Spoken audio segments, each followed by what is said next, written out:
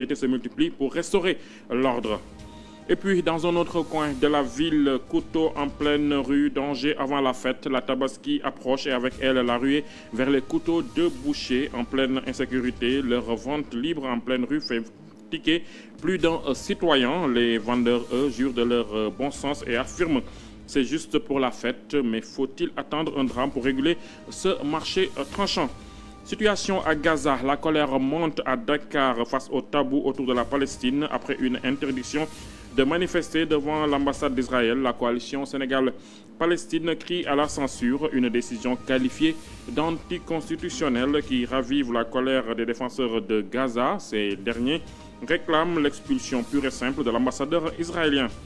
On change d'ambiance, direction les terrains de foot derby de la banlieue. Pikine Guédiawaye acte 2, l'un à la forme, l'autre les souvenirs. Pikine défie GFC dans un choc aux allures de revanche. GFC l'avait emporté à l'aller mais peine à retrouver son souffle avec une série décevante. Pikine, lui, enchaîne les bons résultats et compte bien frapper un grand coup étincelle. Voilà, c'est tout pour les titres. Nous allons développer tout ceci dans un instant.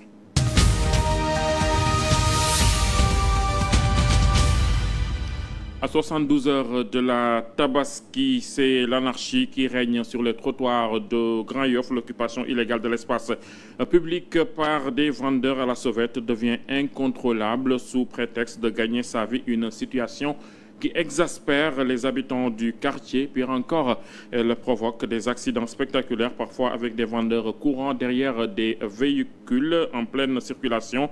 Le danger est réel, notamment pour les enfants et les personnes âgées. Les résidents appellent les autorités à agir pour redonner à leur cadre de vie le lustre d'antan. Mon fils et son ami ont été faussés sur cette même route. Son ami a rendu l'âme sur le coup. Mon fils, lui, a passé des mois à l'hôpital. Cette histoire tragique est loin d'être un cas isolé. À Grand Yoff, une commune fortement impactée par l'occupation anarchique. Il y a de cela quelques jours, les sapeurs-pompiers sont venus récupérer un jeune homme fauché ici même. Les images parlent d'elles-mêmes. Des piétons qui se disputent la route goudronnée avec les voitures pour se frayer un chemin. Le mal-être se fait ressentir, surtout avec l'aménagement des cantines de fortune en cette période de Tabaski.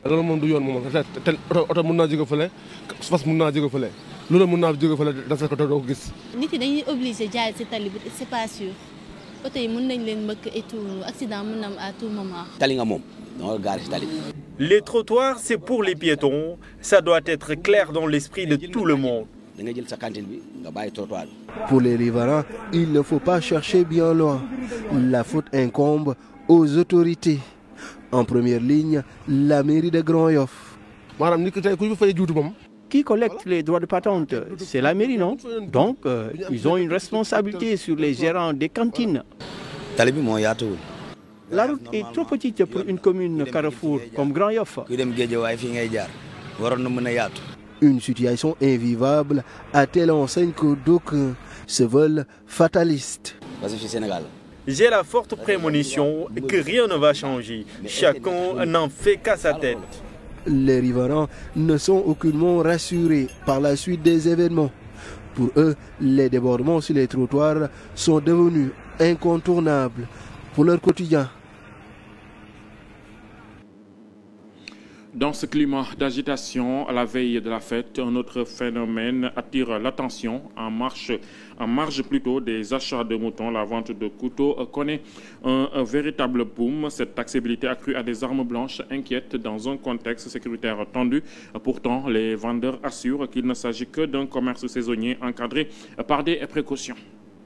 L'approche de la Tabaski rime avec la vente d'armes blanches. Couteaux, machettes et limes sont exposés dans tous les coins et recoins, destinés à égorger les moutons ou à épulcher les légumes.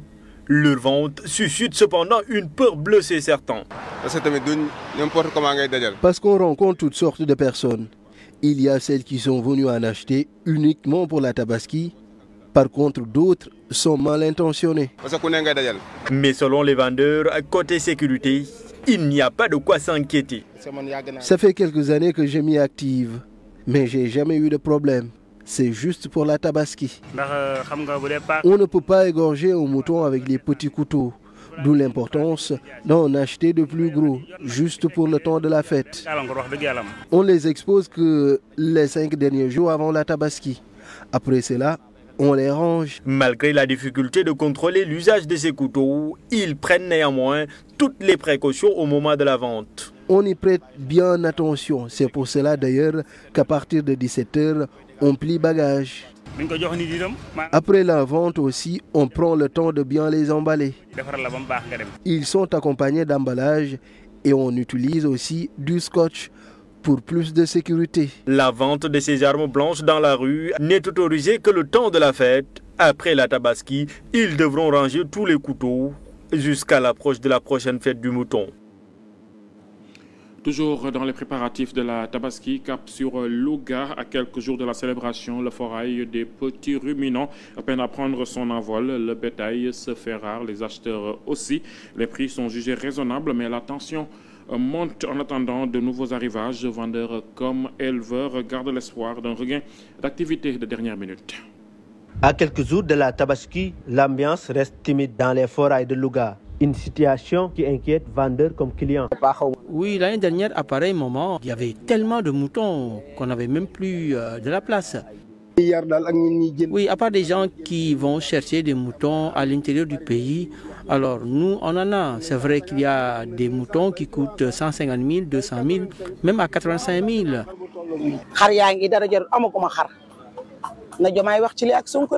Pour certains vendeurs, l'arrivée tardive des moutons est due à la cherté de l'aliment de bétail. L'aliment de bétail coûte très cher, ça il faut le dire. Toutefois, il salue les efforts de l'État, notamment dans le soutien aux éleveurs. Oui,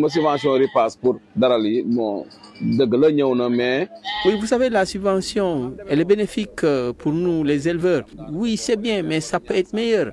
Meilleur dans le sens de pouvoir donner beaucoup plus de subventions aux éleveurs, notamment ceux de Louga. Ici à Louga, les regards sont tournés vers les prochains jours. En attendant, la tabaski se prépare dans un contexte marqué par la cherté de la vie et l'attente des derniers arrivages.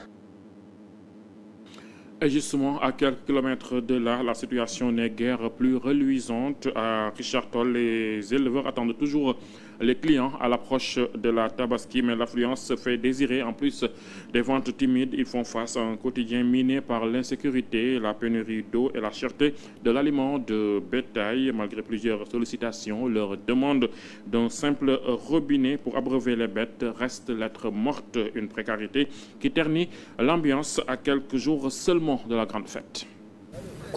Il faut que nous ayons mais lui problème. Ici à Richard Toll, nous avons un problème d'accès à l'eau parce qu'il n'y a pas de robinet. Les bêtes ont soif. Nous avons tout le temps dénoncé cela malgré avoir saisi la mairie, mais sans réponse. Nous en avons besoin parce qu'il n'y a pas de robinet. L'autre problème, c'est l'électricité parce qu'il fait très sombre. Et avec le vol de bétail, il y a un réel problème de sécurité. Et il est idoine que les autorités trouvent une solution par rapport à ça. Moi demande nañu mën def ci mairie bi def nañu demande dañu bëggoon am fi sécurité. Oui, la sécurité, nous l'avons tout le temps dit, mais depuis lors, silence radio. Ce n'est pas normal parce qu'avec le vol de bétail, nous sommes dans l'insécurité totale parce qu'il fait sombre. Oui, le problème c'est la cherté de l'aliment de bétail parce que vous savez, au Sénégal, il n'y a pas assez de bêtes. Ce sont des gens qui élèvent leurs bêtes pour ensuite les vendre à des prix exorbitants. Oui, cela fait des jours que je parcours ce foirail des petits ruminants. Malgré tout, j'ai 100 000 francs, mais je ne peux même pas avoir une bête. L'on me propose des petits moutons à 100 000 francs. 100 000 francs pour un problème, c'est tout un problème. Sur le plan politique, la tension monte entre les autorités et les partisans de la cause palestinienne. La coalition Sénégal-Palestine dénonce vigoureusement l'interdiction préfectorale de son sitting prévu devant l'ambassade d'Israël à Dakar. Selon ses membres, cette mesure viole la Constitution, sénégalaise et les textes communautaires de la CEDEAO. Il regrette qu'un pays comme le Sénégal empêche ses citoyens d'exprimer leur solidarité avec un peuple meurtri. La coalition exige l'expulsion de l'ambassadeur d'Israël et réaffirme son engagement indéfectible aux côtés des Palestiniens. Dans le secteur des médias, les signaux sont toujours au rouge. Ibrahima Lissa Faye, président de l'Appel, a adressé une lettre ouverte au duo Diomaye-Sonko. Il alerte sur la crise qui frappe les professionnels de la presse en ligne et demande une intervention urgente des autorités, des nouvelles autorités pour sauver ce pilier de la démocratie. L'État va-t-il continuer à rester impassible face à la situation catastrophique de la presse sénégalaise? Une question du président de l'Association des éditeurs et professionnels de la presse en ligne, adressée au président de la République du Sénégal et à son premier ministre. À en croire Ibrahima Lissa Faye, des mesures iniques et inappropriées prises par le gouvernement du Sénégal ont mis en péril non seulement la survie économique des entreprises de presse, la dignité, l'indépendance et le professionnalisme de ces travailleurs, mais également la liberté d'information qui constitue un pilier fondamental de notre démocratie. Le président de l'Appel de rappeler dans cette lettre les instructions claires données en Conseil des ministres du 7 mai 2025 et en août dernier par le président de la République pour qu'une attention particulière soit portée à la situation de la presse. Rien n'est jusque-là fait et pire encore, nous constatons une absence totale de volonté de notre tutelle d'ouvrir un dialogue constructif, lance le journaliste. Au-delà des considérations institutionnelles, la lettre évoque également ces hommes et femmes des médias qui sont dans un désarroi total en cette veille de Tabaski, sans compter les autres difficultés familiales liées à leur précarité.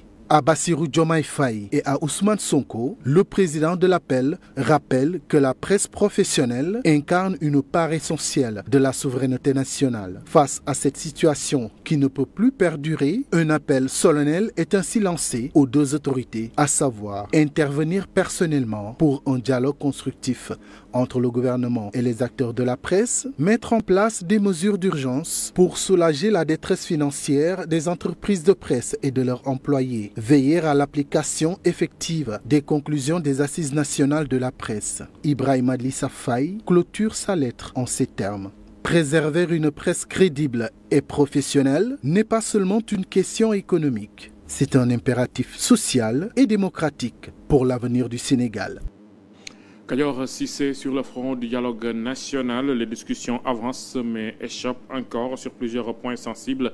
Des accords ont été trouvés sur le bulletin unique, le droit de vote pour les détenus en attente de jugement ou encore un débat télévisé pour le second tour présidentiel. Malgré les divergences persistent sur des sujets majeurs comme le chef de l'opposition, l'article 80, le cumul de mandats ou la nature du régime. Le dialogue national ouvert le 28 mai sous la houlette de Bassirou Diomaye Faye se poursuit, mais avec les travaux de différentes commissions. Des informations livrées par les médias font état d'accords et de désaccords. Les différentes parties auraient trouvé un consensus sur plusieurs aspects. Parmi ceux-ci, l'adoption du bulletin unique sous réserve des études de faisabilité. Toujours d'après les informations, un accord a été trouvé pour le vote des personnes en détention qui ne sont pas encore condamnées définitivement. L'opposition et le pouvoir sont tombés d'accord sur ce point de principe.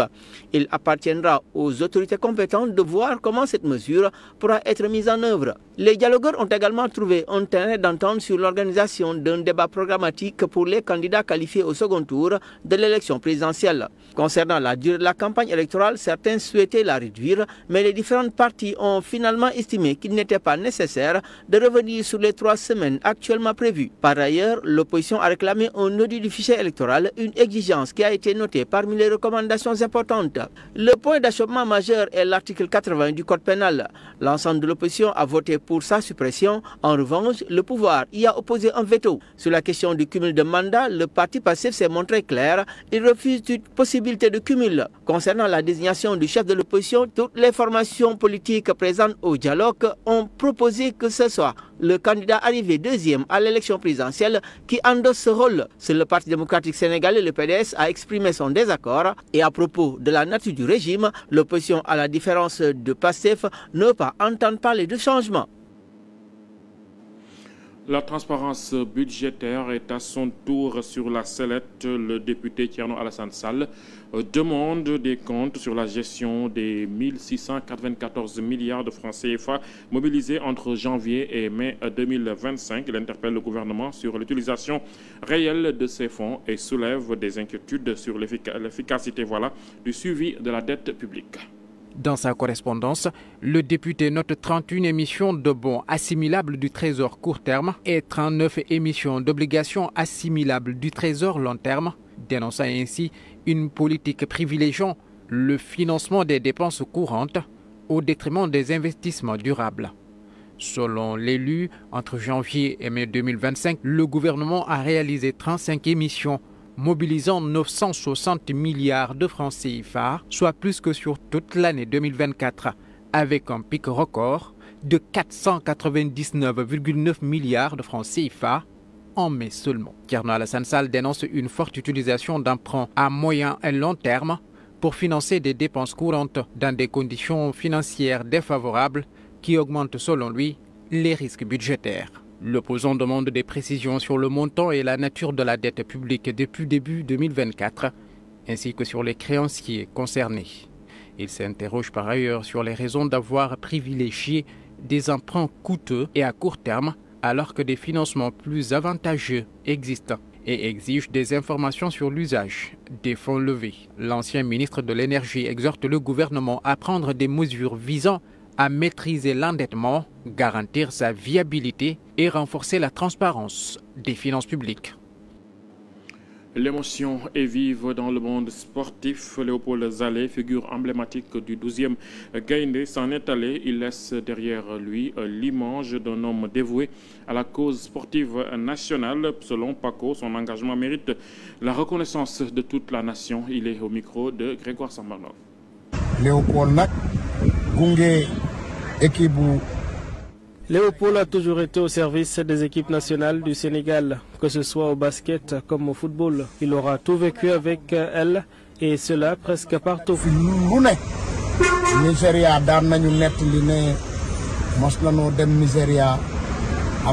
a une fois eu des ennuis au Nigeria, je me rappelle très bien, et c'est grâce à lui qu'on s'en est sorti.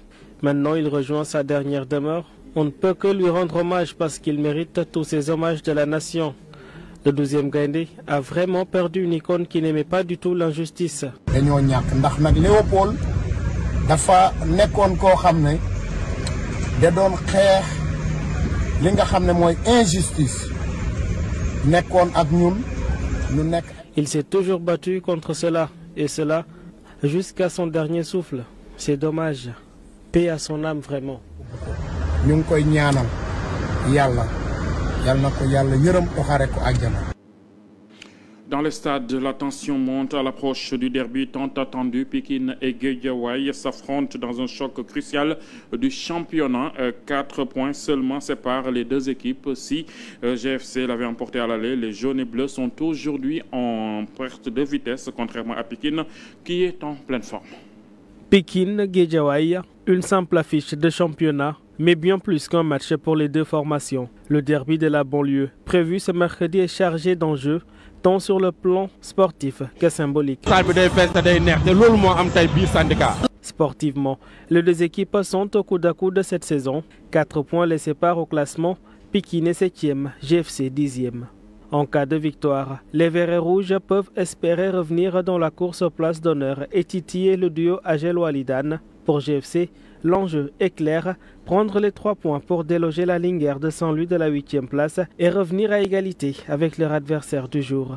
Mais ces derbys, c'est aussi une question d'honneur. Jusqu'ici, la banlieue est jaune et bleue. Guédiawaye l'a emporté à l'aller, 1-0. C'est le but de Guédiawaye. Très grosse erreur de Mbaye Yaeli. Mbaye Yaeli qui fait une très grosse erreur. Objectif affiché, confirmer cette suprématie pour clore la saison en beauté. En face, Pikine entend remettre les pendules à l'heure. Pikine reste sur 3 victoires en 5 matchs et semble marcher sur l'eau. Pour GFC, la dynamique est moins flatteuse, un seul succès sur les 5 dernières sorties. Qui, pour trôner au sommet de la banlieue, réponse après les 90 minutes.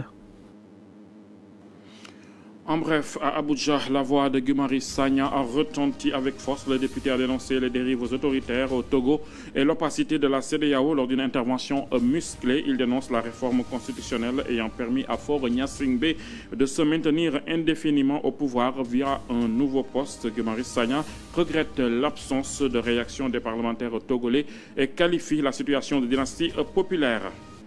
Enfin, à Gaza, l'horreur continue. 27 personnes ont été tuées par des tirs israéliens aujourd'hui près d'un centre d'aide humanitaire. Selon la défense civile de Gaza, l'ONU parle d'un crime de guerre, le 3e en 3 jours dans la région de Rafah. Malgré les démentis initiaux, l'armée israélienne a cette fois reconnu avoir tiré, évoquant des suspects parmi les civils affamés venus chercher de l'aide. Une nouvelle tragédie dans un conflit qui ne cesse de faire des victimes innocentes.